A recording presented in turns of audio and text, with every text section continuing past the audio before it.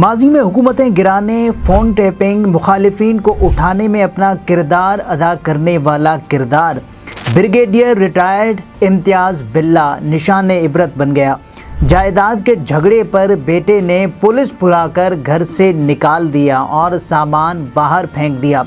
Police کو بار بار گرفتار کرنے کا کہتا رہا۔ بریگیڈیئر امتیاز ISI کے اہم افسر رہے۔ بطور DGIB انہوں نے 1992 کے کراچی آپریشن کی پلاننگ کی۔ کرپشن میں 8 سال کی سزا پائی۔ وفاقی شہر کے پوش سیکٹر F10-2 گلی نمبر 10 تھانہ شالیمار کے عین وسط میں رات گئے تھانہ شالیمار پولیس نوسر باز شخص کے گھر میں داخل ہو گئی۔ عدالتی اسٹے کے باوجود بھی قانون کی دھجیاں اڑا دی گئیں۔ خواتین کے بارہا 15 پر کال کرنے کے باوجود پولیس جائے وقوع پر نہ پہنچ پائی۔ سابقہ DGIB، سابقہ director ISI army retired brigadier امتیاز کے گھر پر قبضہ گروپ نے دھاوا بول دیا۔ ابتدائی اطلاعات کے مطابق ان کا بیٹا اپنی ہی بہن کے حق پر ڈاکہ ڈالنے پولیس کے ہمراہ رات گئے۔ قبضے کی غرض سے اندر داخل ہو گیا۔ گھر کے بٹوارے کی خاطر عدالت میں کیس بھی دائر ہو چکا تھا اور فریحہ نامی خاتون کے حق میں عدالتی اسٹے بھی موجود ہے۔ پولیس کی موجودگی میں قبضے کی خاطر آئے افراد نے گھر میں توڑ پھوڑ کی اور گھر میں موجود خواتین سے بدتمیزی کی، گالم گلوچ کی، عدالتی احکامات کی دھجیاں اڑائیں۔ خواتین دہائیاں دیتی رہیں۔ معروف صحافی جاوید چودھری اپنے کالم میں بریگیڈیئر امتیاز کے بارے میں لکھتے ہیں، یہ بوڑھا اور بیمار شخص بریگیڈیئر ریٹائرڈ امتیاز احمد عرف بریگیڈیئر بلّہ تھا۔ ایک زمانہ تھا پورے ملک میں بریگیڈیئر امتیاز کا طوطی بولتا تھا۔ یہ حکومتیں بھی تبدیل کیا کرتا تھا اور جس کو دل چاہتا تھا اسے اٹھا کر ننگا کر دیتا تھا۔ اس نے کمیونسٹ لیڈر نذیر عباسی تک کو تشدد کر کے ہلاک کر دیا۔ اس کی شروعات پاک فوج کی انجینئرنگ کورس سے ہوئی۔ قدرت نے اسے مکار نیلی آنکھیں دی تھی، لہٰذا ساتھی اسے بلّہ اور باگڑ بلّہ کہتے تھے۔ یہ انجینئرنگ کورس سے انٹیلیجنس میں آیا اور پھر پیچھے مڑ کر نہیں دیکھا۔ 1980 کی دہائی میں یہ انٹرنل سیکیورٹی کا سربراہ بن گیا اور میاں نواز شریف کے ساتھ جڑ گیا، پھر ان کی آنکھوں کا تارا بن گیا۔ 1989 میں بے نظیر بھٹو کی حکومت تھی۔ بریگیڈیئر امتیاز نے حکومت گرانے کا منصوبہ بنایا۔ یہ حکومت کے خلاف عدم اعتماد لانے اور میاں نواز شریف کو وزیر اعظم بنانے کی کوشش کر رہا تھا۔ اس نے راولپنڈی میں پیپلز پارٹی کے MNAs توڑنے کی کوششیں شروع کر دیں۔ مسعود خان اس وقت IB کے DG تھے، انہیں بھنک پڑ گئی اور انہوں نے بریگیڈیئر امتیاز اور میجر عامر کی پاکستان پیپلز پارٹی کے 2 MNAs کے ساتھ آڈیوز اور ویڈیوز ریکارڈ کر لیں۔ وزیر اعظم کے ہاتھ میں ثبوت آ گیا، لہٰذا اس نے آرمی چیف اسلم بیگ کو بلا کر پوچھ لیا۔ اسلم بیگ اور اس وقت کے DG ISI جنرل شمس الرحمان کلو المعروف جنرل کلو مکر گئے اور ملبہ جنرل امتیاز پر آ گرا۔ اس نے میجر عامر کو بھی ساتھ لپیٹ لیا، جبکہ میجر عامر اس سازش میں شامل نہیں تھے۔ یہ اس وقت اسلام آباد کے سیکٹر کمانڈر تھے، مگر DG نے انہیں اس معاملے سے الگ کر رکھا تھا۔ یہ سارا آپریشن بریگیڈیئر امتیاز ایڈیشنل DG انٹرنل ونگ کی حیثیت سے دیکھ رہا تھا۔ یہ آپریشن تاریخ میں مڈ نائٹ جیکال کے نام سے مشہور ہوا۔ بہرحال قصہ مختصر، جنرل اسلم بیگ نے بریگیڈیئر امتیاز اور میجر عامر کا کورٹ مارشل کر کے انہیں ملازمت سے فارغ کر دیا اور میاں نواز شریف وزیر اعلیٰ پنجاب تھے، انہوں نے بریگیڈیئر امتیاز کو برخاستگی کے باوجود پنجاب میں ایڈیشنل چیف سیکرٹری لگا دیا۔ یہ 1990 میں الیکشن جیت کر پہلی بار وزیر اعظم بنے تو انہوں نے بریگیڈیئر بلّہ کو DGIB بھی لگا دیا اور یہاں تک کہ بریگیڈیئر بلّہ کو ایک بار پھر عروج ملا۔ یہ 1993 تک DGIB رہا۔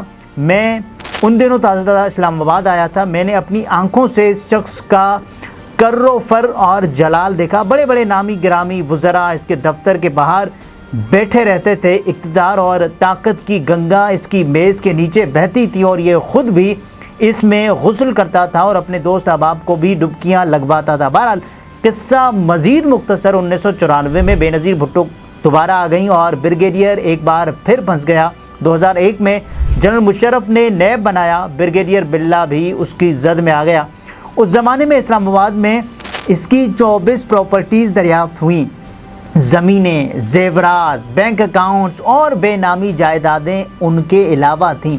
नैब ने अदालत में करप्शन साबित कर दी और यूं इसे 8 साल कैद हो गई। ये 2008 में अडियाला जेल से रिहा होकर 2010 में इसे एक बार फिर चेयरमैन और जीडीसी अदनान ख्वाजा के साथ गिरफ्तार कर लिया गया, मगर ये उस वक्त तक कैंसर का मरीज़ बन चुका था, इसकी हालत भी ठीक नहीं थी, लिहाजा अदालत ने इसे रिहा कर दिया और ये उसके बाद गोशे गुमनामी में चला गया। मैं भी उसे भूल गया, लेकिन फिर अचानक इतवार की रात इसकी वीडियो सामने आई और मैं किस्मत के रंग देखकर दंग रह गया। ब्रिगेडियर इम्तियाज़ की ताज़ा तरीन कहानी ये है, ये अपनी इस औलाद के लिए लूट खसूट करता रहा। उसने जिन बच्चों के लिए कराची के क्लीन अप ऑपरेशन में हराम का माल इकट्ठा किया था, वो इसके बुढ़ापे में इसकी जान के दुश्मन हो गए। बड़े बेटे ने चुपके से इसकी सारी प्रॉपर्टी औने पौने दाम बेची और रकम लेकर बाहर भाग गया। ये दूसरे बेटे के साथ रहने पर मजबूर हो गया। दूसरा बेटा पहले बेटे से ज़्यादा जालिम था, उसकी ज़्यादतियाँ उसकी माँ बर्दाश्त न कर सकी और वो बेचारी इंतकाल कर गई। इम्तियाज़ बिल्ला बीवी की वफ़ात के बाद अकेला हो गया। बेटे ने उसे घर में कैद कर दिया। ये 1.5 साल घर में कैद रहा। बेटी को पता चला तो वो अपने बेटे के साथ बाहर से वापस आई और वालिद को भाई की कैद से निजात दिलाई। ये घर इम्तियाज़ बिल्ला का था, लेकिन इसने इसे बेटे के नाम कर दिया था और ये उसकी सबसे बड़ी गलती थी। चनाचे मामला अदालत और पुलिस तक पहुंच गया, यहाँ तक कि बेटा बाप के ख़िलाफ़ अदालत का हुक्म ले आया। पुलिस आई और उसने ब्रिगेडियर इम्तियाज़ और उसकी बेटी को खाली घर करने का हुक्म दिया। ब्रिगेडियर इम्तियाज़ पुलिस के साथ तकरार करता रहा, जबकि बेटा सामने खड़ा होकर पुलिस और उसे गिरफ्तार करने और घर से निकालने का हुक्म दे रहा था और घर के मुलाजिम हैरत से ये तमाशा देख रहे थे। बेटी पुलिस को अदालत का दूसरा ऑर्डर दिखा रही थी, जिसके मुताबिक ब्रिगेडियर इम्तियाज़ को घर से नहीं निकाला जा सकता, लेकिन पुलिस ये ऑर्डर तस्लीम नहीं कर रही थी।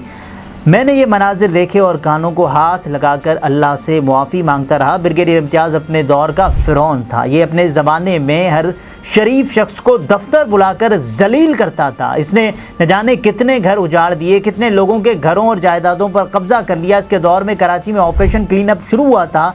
इस ऑपरेशन की आड़ में भी लातादाद लोगों को गायब और टॉर्चर किया गया।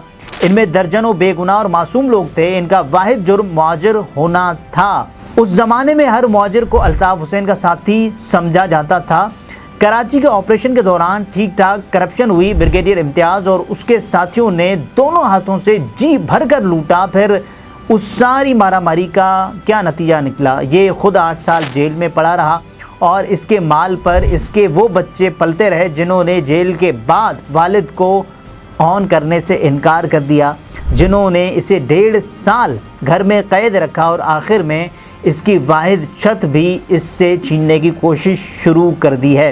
ये जिस बेटे के लिए हर जायज़ और नाजायज़ तरीक़े से दौलत जमा करता रहा, वो आखिर में इसे धक्के देकर घर से निकालने के लिए पुलिस ले आया और पुलिस इस शख्स के साथ इसके घर में खड़े होकर बदतमीज़ी करने लगी, जिसके एक इशारे पर आईजी तब्दील हो जाया करते थे। आखिर फिर इस सारे खेल का क्या फ़ायदा हुआ? उस सारी मारामारी का क्या नतीजा निकला? जेल, जलालत, बीमारी और औलाद के हाथों ज़िल्लत। किसी दानिश्वर ने क्या खूब कहा था, आप जो बोते हैं आपको वो आखिर में काटना भी पड़ता है। मैं इसे थोड़ा सा तब्दील करके कहता हूँ कि हम इंसान जो बोते हैं हमें उसका 1000 गुना काटना पड़ता है, क्योंकि हर बीज 10-10 स्टे पैदा करता है और हर स्टे से सैकड़ों बीज निकलते हैं।